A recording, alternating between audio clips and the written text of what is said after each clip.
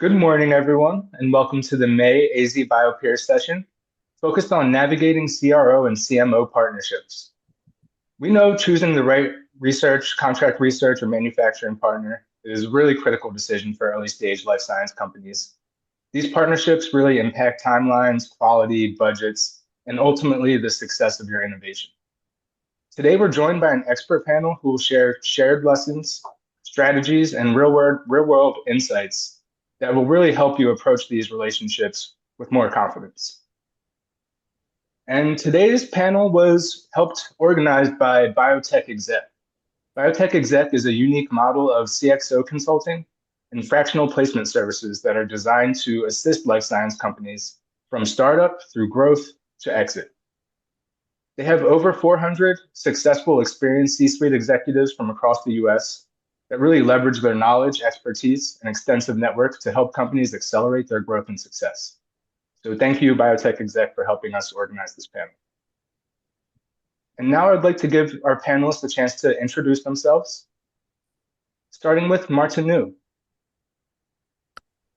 Thanks, Dylan. Good morning, everyone. I'm Marta New. I'm the CEO of Radius Research.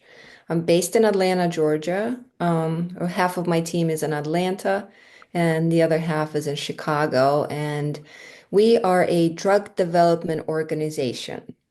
We work with quite a bit of academic startups and lean biotech companies in a therapeutic space exclusively, so no medical devices and no diagnostics. But what we do is we become an extension of our clients' R&D teams. So if there's a faculty that wants to stay on full time and a very ambitious postdoctoral fellow at a university, we come in and we provide the R&D uh, team. Plus, what we do differently from Biotech Exec is that we do then plan the product development plan to IND and through the clinical proof of concept, and we execute on it. So we're, in a sense, a project management arm. So the idea for this model came from my experience in venture capital. So before I started Radius, I was a venture capital investor for about 10 years in Boston and in Chicago, and a lot of learnings on how to approach drug development, how to pick CROs, how to pick CDMOs really come from that time of me being an investor. So good to be here today, and I'm excited to be a part of the panel. Thank you, Marta. And Guillermo, would you like to introduce yourself? Yes, my name is Guillermo Morales, PhD MBA. I'm the CEO of Innoventix. We are a consulting firm in the pharmaceutical drug development industry, 30 years of successes working in that space, many different uh, type of molecules. We specialize in small molecule development, ADCs as well. And the help that we provide companies from all the way from conception through the development phase, all the way to pretty much commercialization, helping them with exits. And along the way, we serve them in helping them with research, if that is a need that they have. May quite oftentimes is outsourcing, because sometimes small startups, they don't have all the capabilities of doing things themselves, and it just makes sense to go and use the experts out there in the field to expedite the process and get the expertise needed. At the same time, we help them with fundraising, because they need the money to do their job, whether that is pitching to investors, getting capital investment, helping them how to pitch their inventions, and making it attractive, as well as getting non-dilutive funding from sources like NIH, NSF, et cetera, via grants. We also help investors with due diligence. So we help them to minimize the risk of their investment and make sure that they have a huge potential of success in the ventures that decide to invest in. We are currently located in near Baton Rouge, Louisiana. And yeah, we're very excited to be here and talk about managing, working with CROs and CMOs. Thank you, Guillermo.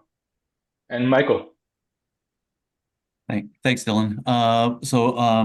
I am fractional COO, CTO, and occasionally CEO for a few different organizations. I work with through a biotech exec. My background is 30 years in medical device, drug delivery, and in vitro diagnostics. So on the device side of things is where my main focus is. I'm an engineer by training, having gone to WPI Northeastern Universities up in Massachusetts. I work out of Rhode Island, out of Providence, Rhode Island. I've worked on, I would say approximately, in the 30 years, about 300 different products in that time frame. 2/3 of my career, so I've been on both sides of the table, but 2/3 of my career, I was actually in a contract design and manufacturing organization that designed and built medical devices, et cetera, for early stage corporations, as well as the top 20 medical device companies, in the world. And so I got that perspective. And then I've also been on the other side of the table where I'm helping organizations, as part of the C-suite, to purchase and scale their organizations using a combination of internal resources and, CDMOs and others in order to be able to run as leanly as possible with the right level of quality. So glad to be here and looking forward to the conversation. Thank you, everyone. Now, just to start, I would like to hear a bit of each of your perspectives. Really, what do early stage companies often get right or wrong when they're engaging a CRO or CDMO for the first time? Marta, you can start. Okay, I will. A lot of times, the companies lack experience in understanding what they need to do next. And in my experience through Radius and previously as an investor, we have seen kind of the polar opposites. There's a kind of a camp of a lot of companies that understand that they lack the expertise and the knowledge and the ability to do the right experiment at the right time. And so they almost engage CROs too early, but they don't know which ones to engage. So they just Google and then they go to the largest, most famous CROs. And of course, they can't afford it. And so they get discouraged, right? They're like, okay, well, I don't know what to do. I'm stuck, right? There's this large CRO that's going to charge me $250,000 for this study, and I don't even know if that's the right study. So I'm not going to do it. And so then they sit on that decision, and the program just sits on the shelf, and they continue to do some of the work in the lab or through a collaborator in Germany, and that might be the wrong experiment to do. Again, I'd say the understanding when to reach out for help, and then what is the right type of organization that you're going to reach out to make sure that you have the right plan, and then you feel like you're spending the cash in a strategic way, that you know that this particular experiment is really going to get you to the next value inflection point, that this experiment is exactly what your investors are looking for. That's what a lot of companies they don't know when to engage and whom to engage and how to proceed. And we can unpack over the next hour this emotional decision on, I can do this on my own because the CRO is going to cost too much money. There's a reason why it costs too much money. It's because you have most likely gone to the wrong one. Yeah, definitely. There's a lot of research that's needed there. And Guillermo, could we have a bit of your perspective on what you see companies what are they getting right? What are they getting wrong when they're engaging for the first time? Yeah, and they usually when they get it right is when they finally say, okay, this is a company that might have the expertise to help me. That's just based sometimes, with information that you find on their website. Um, but quite different times when things don't go well, is where we're talking about the the breadth and the details of the technology that is going to be needed. And this is where more discussion is definitely encouraged, because the devil is always in the details. And typically, what, especially when a startup has a project in mind, you go to an expert for help.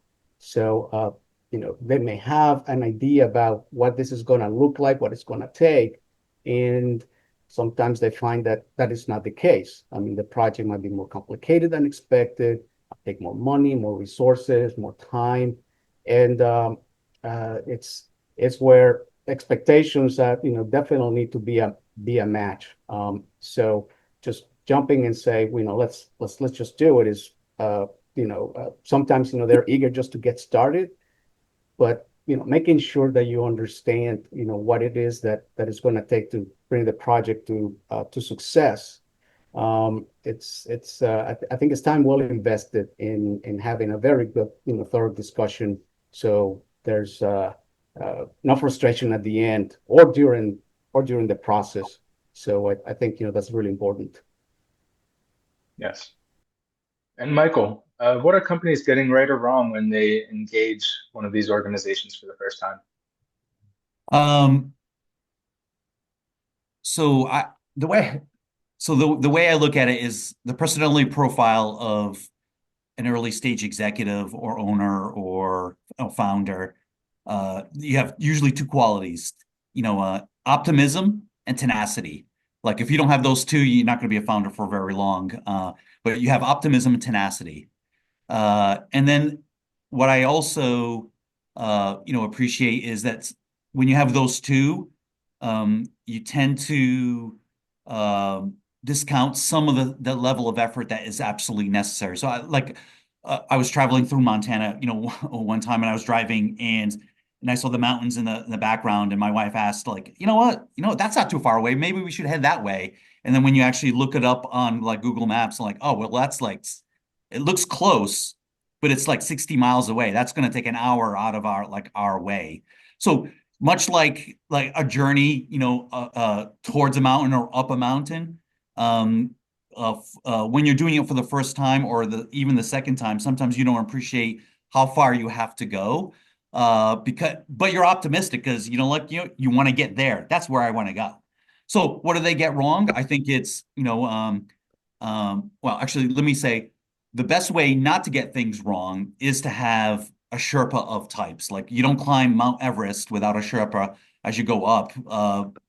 So you need somebody that's done it many times before that can actually take some of the load off your shoulders and help guide you the way up.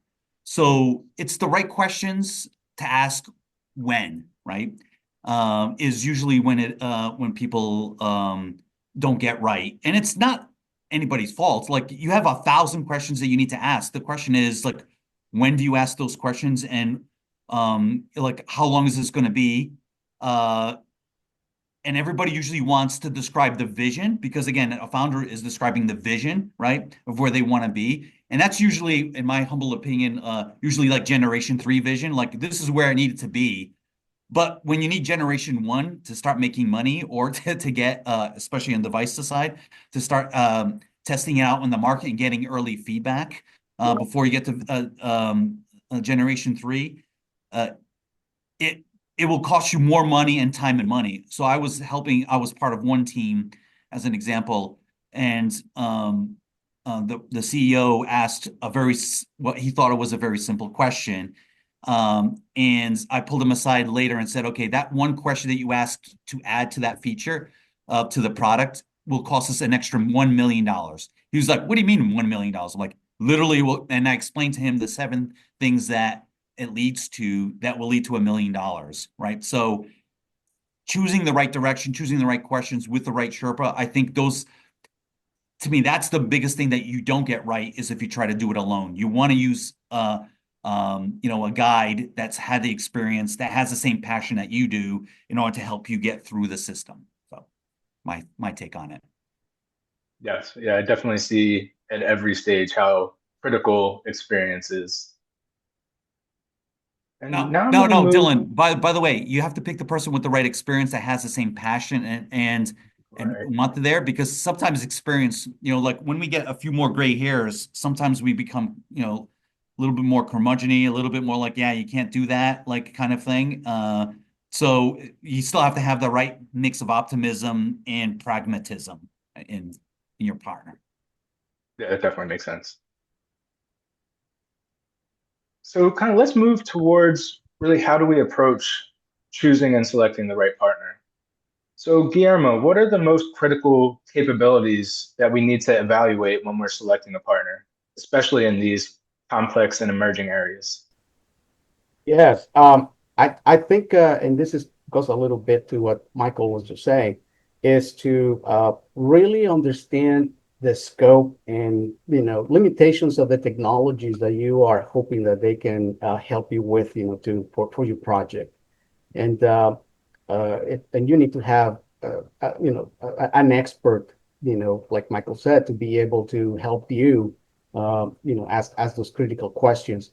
Um, because I mean, when you approach a CRO or CMO, it's because they have certain capabilities, um, but the for your particular project, I mean, it can be so detailed that sometimes uh, again, what you expect might be more difficult than anticipated, especially if you're in the manufacturing side, there's always the development, there's always unforeseen challenges.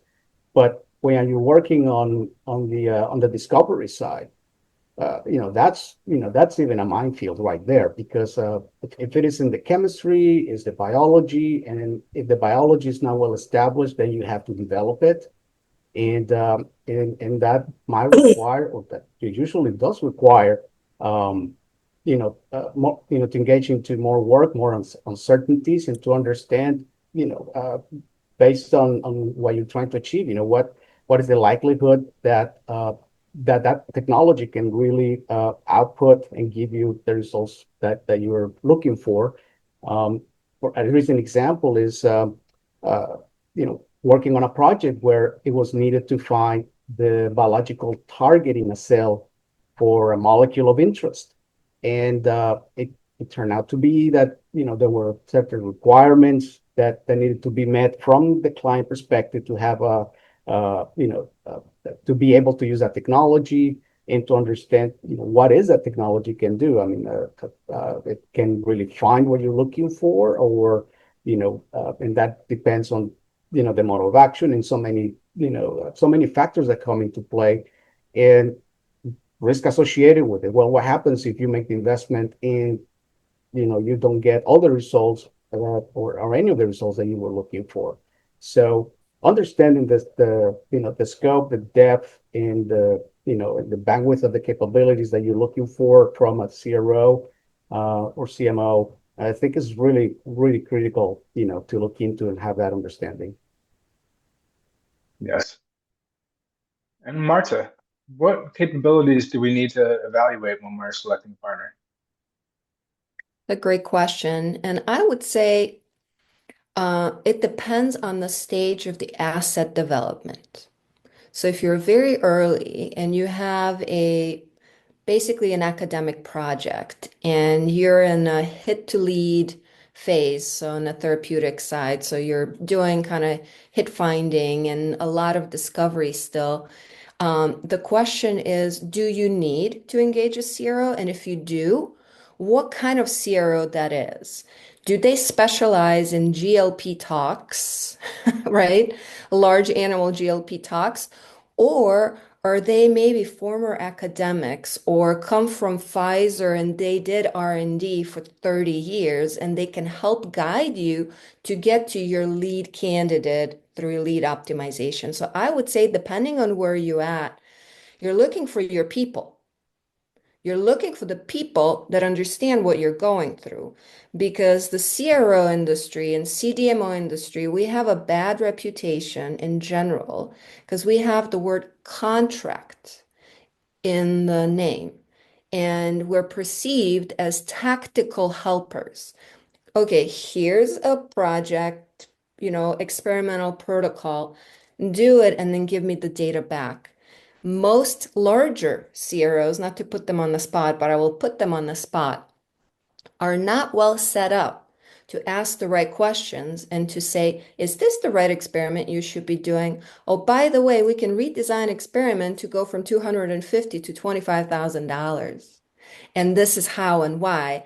What is the critical information that we need to get at this stage? So to answer your question, Dylan, I would say it's not necessarily the size and the expertise of the team, but it's also is the match on the stage of the asset development there. Do they understand how many times you need to iterate? Do you have a lead candidate? Because at one point, you're going to fall into a machine. You don't want to fall into a machine. And I would suspect most of the folks on this call are not ready for the machine. You're not ready for IND enabling talks. You're not ready for ClinOps.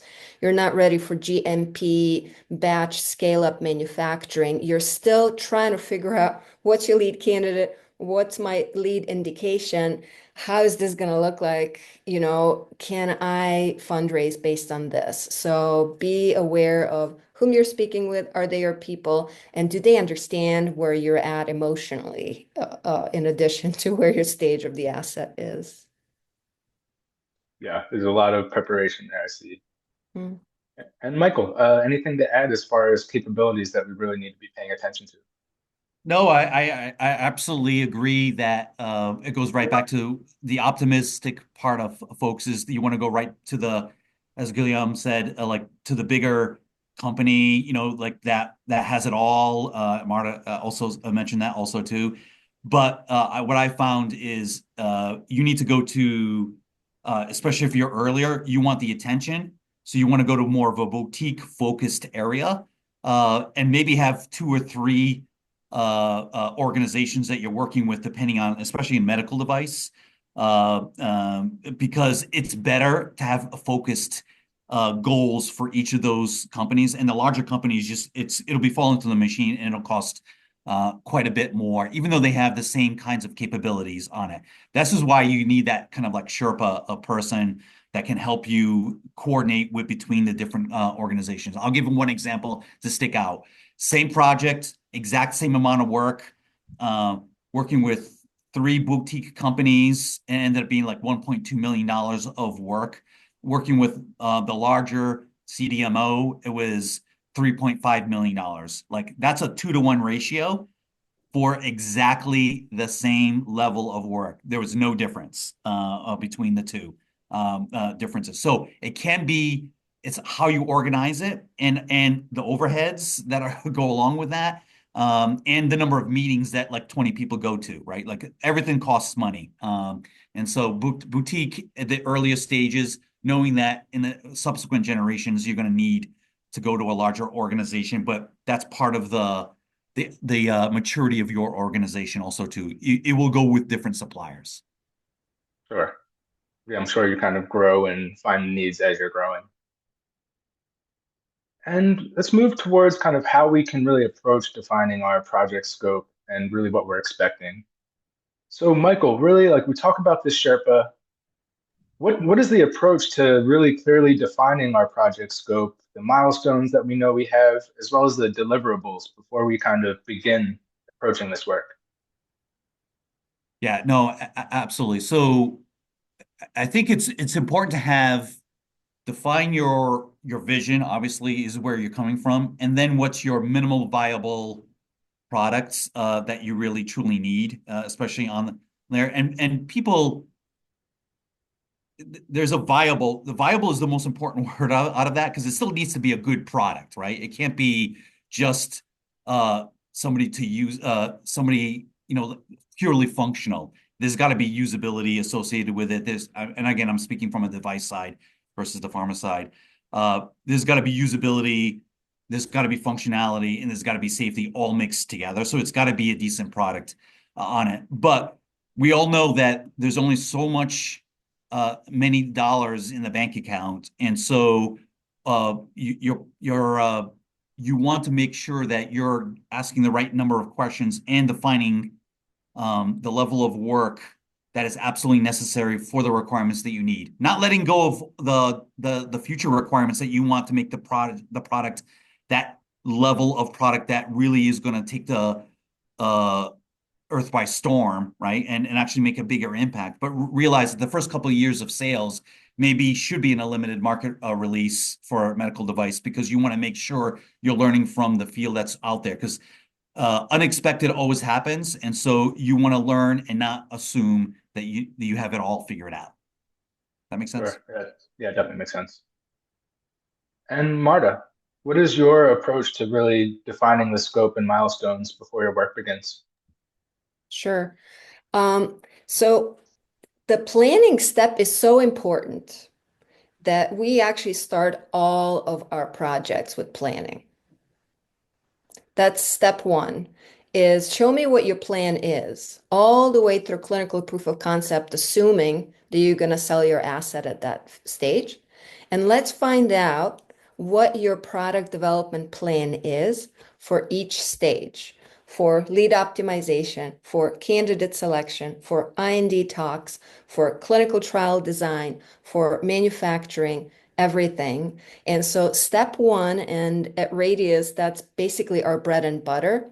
We realize that we can't, with straight face and an honest heart, do a study for our client unless we know that it falls on the product development plan that's taking them to where they need to go on budget and on time. So we swim in Gantt charts, and these are basically PDPs. For those of you who don't know what a PDP is, if you're fundraising, that's going to be the very first question an investor asks you. So where's your PDP? What's your product development plan? What are your milestones? When are those going to hit? How much is it going to cost you until you reach each milestone? And where are you going to do that work?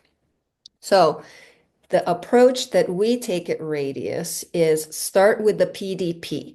PDP is an evergreen document, but unless you have put something on paper, you can't understand, and Michael talked about that, you can't understand the reality of how far that mountain peak is. So it gives you more objective assessment of the duration of each step. Plus, we just talked about the wide discrepancy of pricing in the market.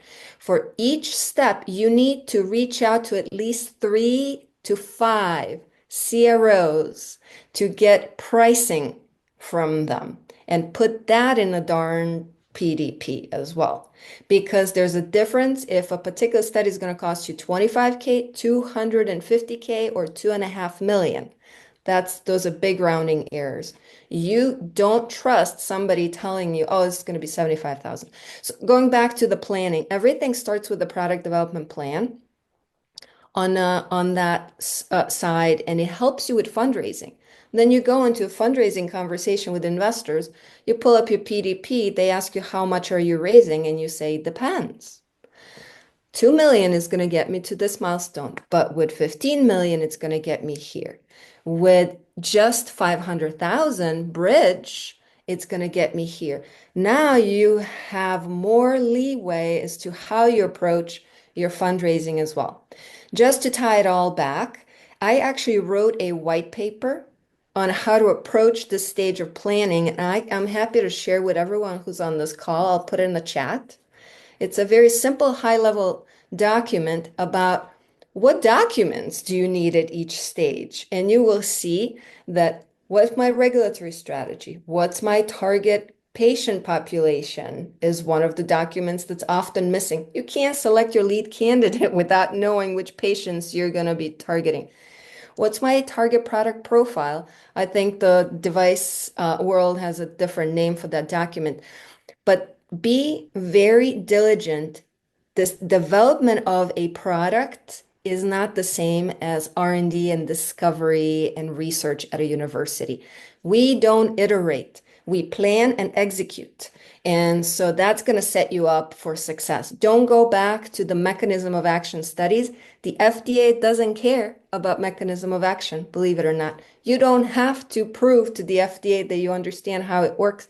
You just need to demonstrate efficacy and safety. I will repeat that for all the academics on the call. You don't need to know mechanism of action. You're wasting your time on mechanism of action studies. Focus on, does it work? Can I make it? Is it safe? Safety, efficacy, and manufacturability. So I'll plug this document in. You guys read it at your own free time. But this is the critical question to ask, Dylan. I'm glad you did. Thank you, Marta. And Guillermo, anything to add as far as these planning steps? Like, how do we define the scope and milestones and the deliverables before we begin our work? Yes, it's been already brought up, and that is to understand exactly the end goal, the vision, here of the leader of the company that that wants to move the project forward. Because a common mistake that is being made, especially in early stage projects, is that there's a lot of emphasis, at least on the pharma, drug development side, on work on a molecule, make it as good as it can be, but it sometimes it's not aligned with the developing it as a product. Okay, but what does it have to have this to be successful in the clinic, to be attractive also for investment?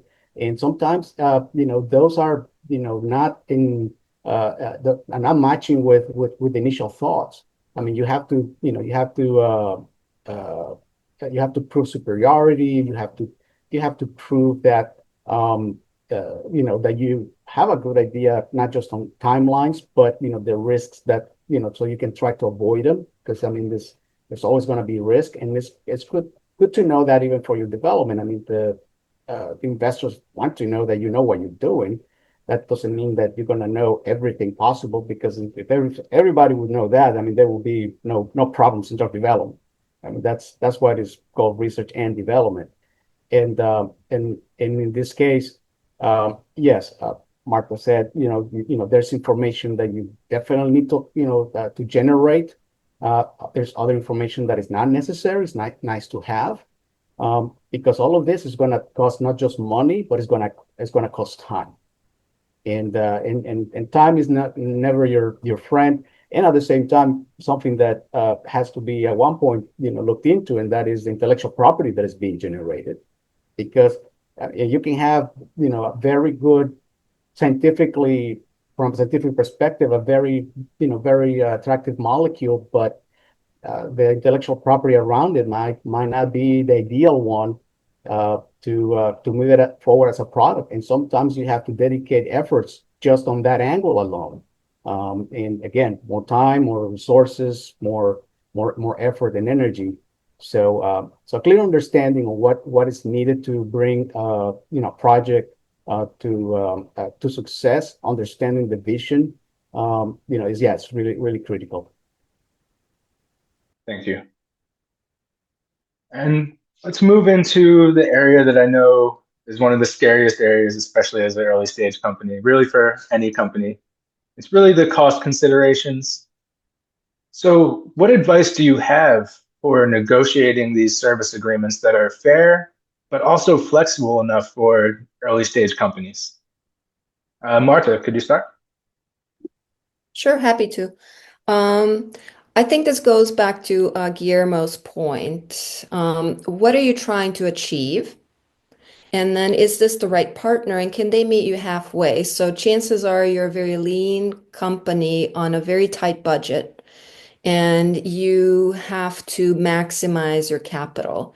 So if you go to a very expensive CRO and you have not done your homework, and you don't understand that a large CRO can charge you 10 times more for a study sometimes.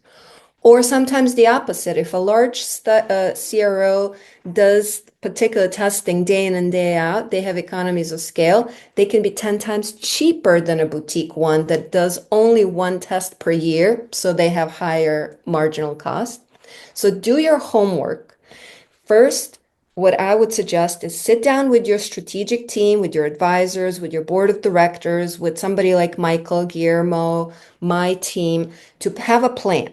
Once you have a PDP and you understand what you need to do, that this study you need to do, and design the right experiment that's going to keep your costs down, then what I would suggest is go to at least 3 to 5 different CROs that you think might be a good fit. Send them your protocol and request quotes back. You will get information from at least 3 to 5 CROs on how much the market could charge for this type of study. Let's say it's an oncology, a particular mouse model for a particular cancer, bladder cancer, and you need to do non-GLP efficacy in that study mixed with toxicokinetics, an example of a study. So you have designed a study and you understand how many mice you need to do.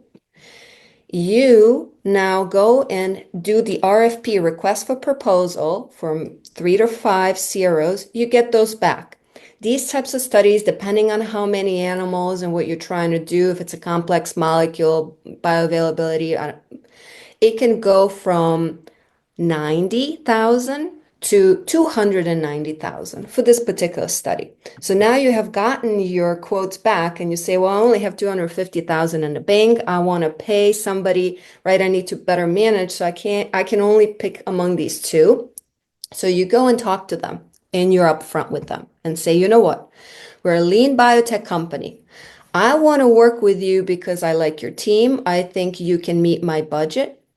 So how can we continue to work going forward? Can you give me any concessions? What else can I get from your team if the study does not work well? Can I lean on your expertise to give me a report that's not just raw data, but that's a report that actually puts things in the context of my asset development? Can I lean on you to guide me? What would you do if you were in my shoes with the data that I receive from this study? And as you're engaging that CRO group, you will get a sense, a gut feeling. Are they your people, or are they just looking to close that sale and they're just going to give you the results and walk away? You want to have an ally that can do more than one thing, and you want to position yourself as an honest client, as a long-term client. Again, think long-term. If you're in this, you're going to be in it for the next 5 to 7 years, if you're lucky. You want partners that are there with you. They don't leave you out, to be all alone. So to answer your question on how can you negotiate these contracts, you may have a particular study in mind that you're basing on price alone, but don't ever base your decision on price alone. Think in terms of long term. Can I put more studies in under their roof? Can they be a long-term provider? Can they be my ally in using their expertise? They do this day in and day out, for them to give me feedback on how can I be more successful as a drug developer and as a business developer. So those would be my 4 cents, more than 2 cents. Definitely makes sense. Like, these are partnerships that we really have to focus on building. It's exactly it. Mm-hmm. And Michael, what advice do you have for negotiating these service agreements? Well, I think Marta hit it, spot on. It's kind of a partnership, so you have to look at the always the bigger picture. The other thing I would add to what Marta said is don't ask just for the hourly rate, because somebody who's charging, I'll make up a number, $100 an hour, that's extremely low, versus $500 an hour. The person who's charging $100 an hour may take 20 hours to do a specific activity. The person charging $500 an hour may take 1 hour to do that activity. It's about the value that you get out of it. So make sure the deliverables are well defined. The risk profile, as Marta was indicating, like what things could go wrong here that could cause us to have to redo some things, and get that honest assessment from them. and how long would it take in order to do that, and what's the potential downside of that the side of things, and look for that price that they're thinking with those risk profiles incorporated. So the best case scenario and the range of a worser case scenario, and avoid looking at dollars per hour, because I've seen the highest dollars per hour at like a 5-person firm get stuff done in amazingly fast time compared to a large corporation, which has a lot of people reviewing and looking at it, and and different levels of people working on the same kind of like product, which may cost more money. And again, sometimes it's the other way around. Sometimes they just have the resources that the smaller boutique firms don't have, as Marta said. So you kind of have to weigh both. That's why it's so important. Like, it's very daunting. Like, again, I'll use the mountain analogy. You look up the mountain, it's when it's far away, it looks okay. When you're looking up, like, and starting to climb, it starts looking pretty daunting. So it's important to have that person side by side that can help you interpret some of that data that you're working with, right? That's only on your side, not the CDMO side, but your side, right? Right. Yeah, you need a partner working with you that really understands where you're approaching. And that's excited about what you're doing. That's what I see as well. They need to be as optimistic, as involved as into the project as you are. And Guillermo, how do you negotiate a service agreement that's fair and flexible? Well, I think what I could add is, in terms of working from a contractual perspective, to ask some questions about truly flexibility on their terms, like on their side, such as, well, what would happen if the project, for some reason, and you don't want it, but you need to pull the plug? What is it that can be done there? Can we just stop now and just be charged a certain portion? And what portion would that be? Have a good understanding about if that would be an option, and what they can do from that perspective. On the other side, it's also, what if you're in a position that, let's say, you have funding and the project is going well, and on the fly you need to expand the study. Is that something that they can do for you, or is very rigid, like, no, it's just what was planned initially?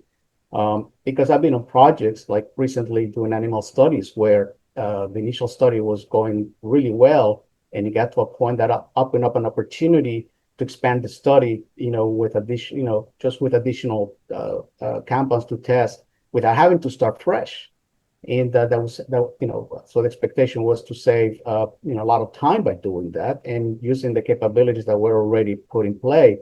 And fortunately, in this case, that was the case. But again, you cannot guarantee that every CRO is going to be that flexible. I mean, as Marta said, I mean, you need to understand, from their perspective, how they're going to operate, how true as a partners they can be, not just with the work that is expected, but again, with the uncertainties that can play here, which could be, on pulling the plug or going beyond what it was needed in order to make the current investment even a better one by leveraging it.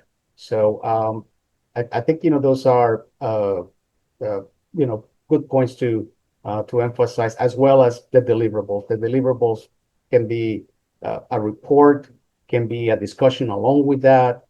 Maybe have time to evaluate the report. You may have more questions, or maybe it's information that is missing.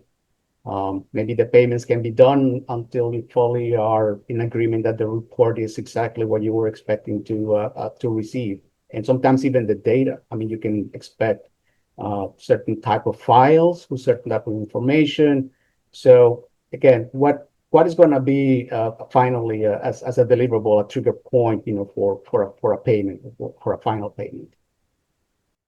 Thank you. And for our final question for here, before we go into audience questions, I would just like each of you to share a success story. So a CRO or CDMO collaboration that went particularly well, and why you feel that it went particularly well. So Michael, could you share a success story? Sure. So I think one of the CDMOs that went particularly well was we established clear milestones all along the way as far as what success criteria looks like, and so that everybody understood what success looks like at each step of the way. We had regular meetings with, visual dashboards, like actually showing what was being done so that it didn't feel like it felt more like a collaboration versus I signed a contract and I threw my idea into a black pit and then something's going to pop out later. Uh, and and then we made good decisions along the way in each of those dashboard meetings where we identified what the risks were and um, um, what was the output that was desired and what was the implications if from costs if we went in a different direction.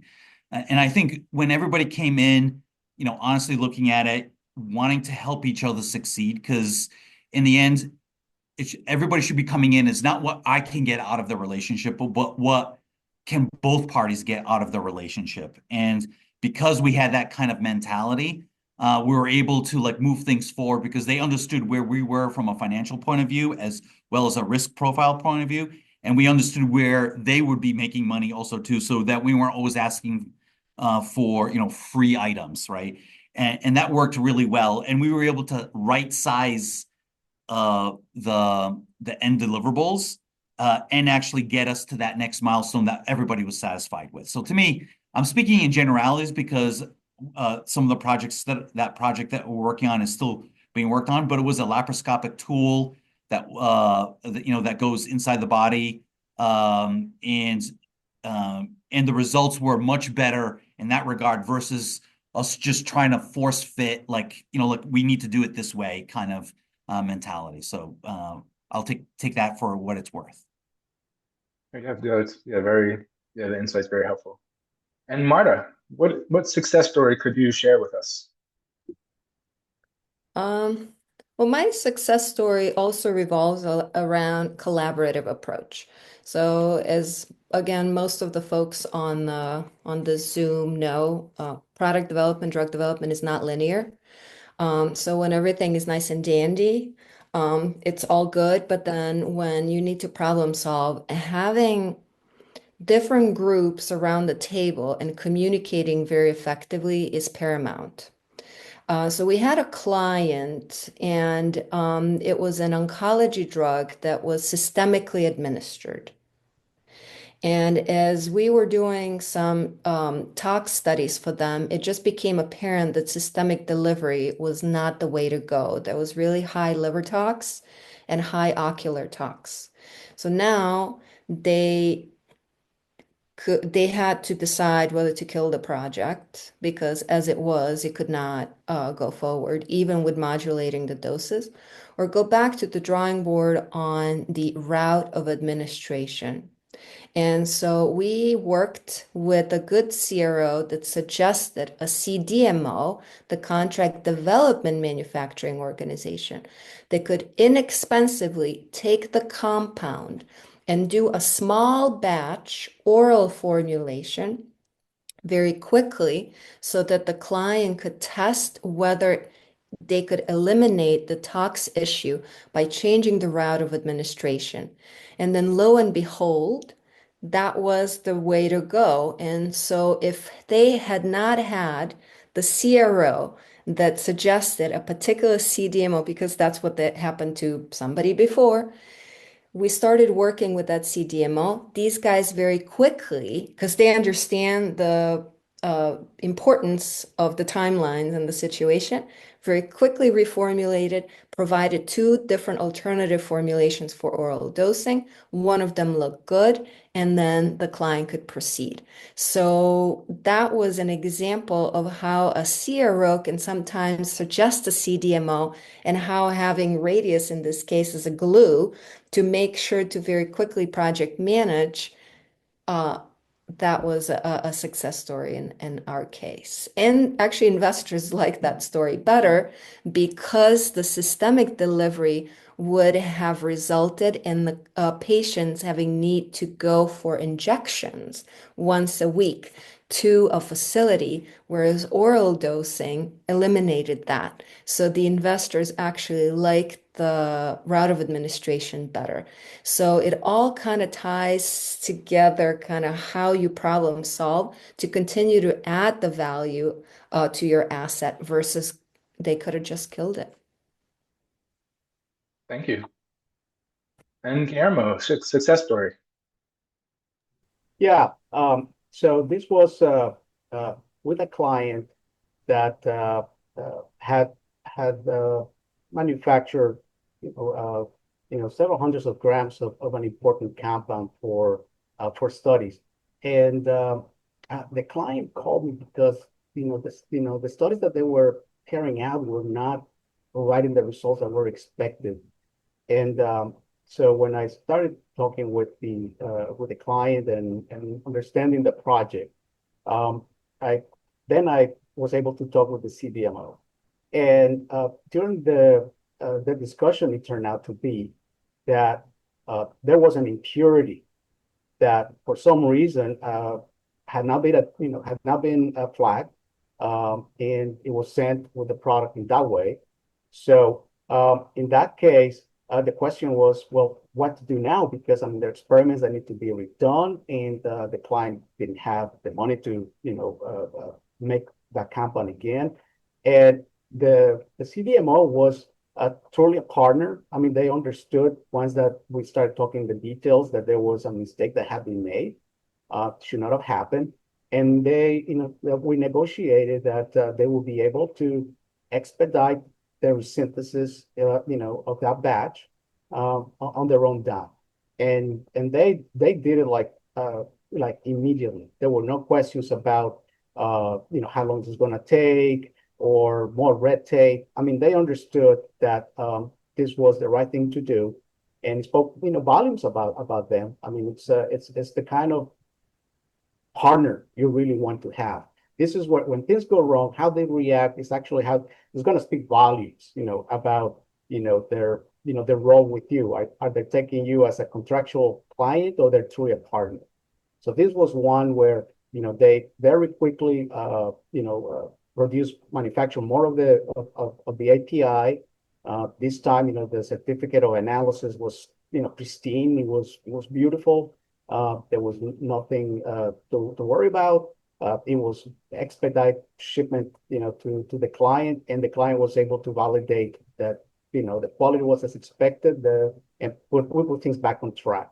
So yeah, here's where finding a true partner in the CDMO CRO arena is something to really value, because as your project moves forward, if they have more capabilities, that you're going to need, I would say, that maybe there's no reason why to, to look for someone else. I mean, because again, it's not just capabilities; it's true partnership that you want to see that you have, in this case.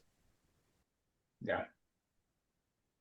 Yeah, more and more I see how building that partnership is very, very critical.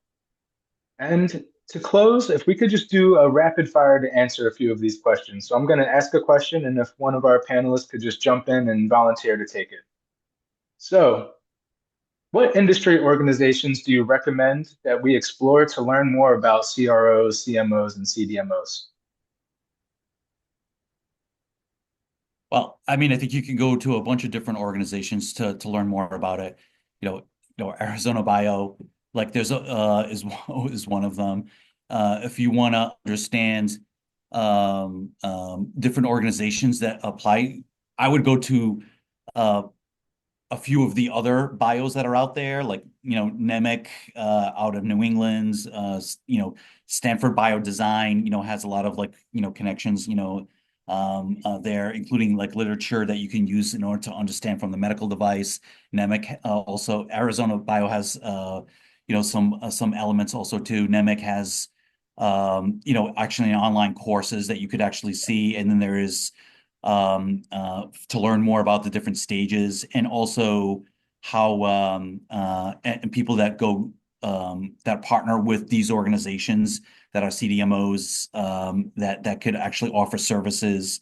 And then I think lastly, going to the conferences, like on the device side of things, MD&M, East, West, device talks, and there is bio also that have different conferences. Going and meeting the people in the halls and getting to know them, that's also another way. And then there's a magazine like Medical Product Outsourcing is also another venue where a lot of people advertise, and you can find a lot of different vendors on.